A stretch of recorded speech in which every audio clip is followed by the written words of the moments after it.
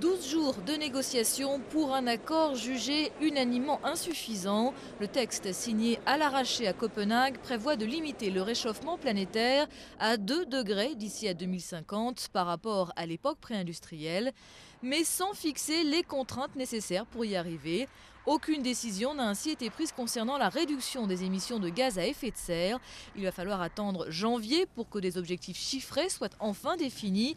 Une déception pour Nicolas Sarkozy qui a clairement mis en cause le système onusien de négociation. Ce système est à bout de souffle. Nous voulons son changement.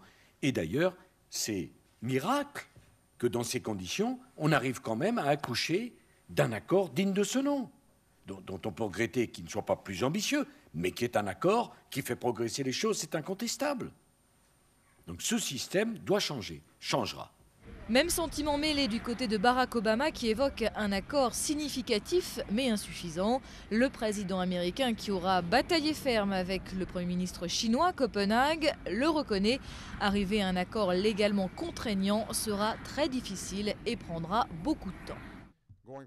Pour avancer encore, il nous faut garder l'impulsion que nous avons donnée ici à Copenhague afin d'agir pour réduire les émissions de façon suffisante et continue. Nous avons beaucoup avancé, mais nous avons encore un long chemin à faire.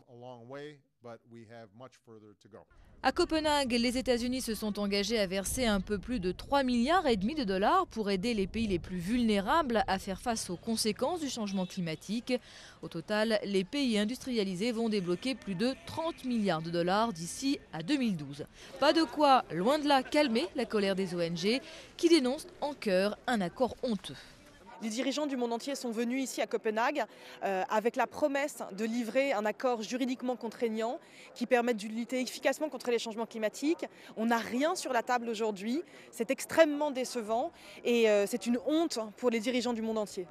Copenhague terminé, il reste donc encore beaucoup de travail à faire. Prochain rendez-vous en Allemagne. Angela Merkel a annoncé des négociations dans 6 mois à Bonn pour préparer la prochaine conférence climat prévue à Mexico fin 2010.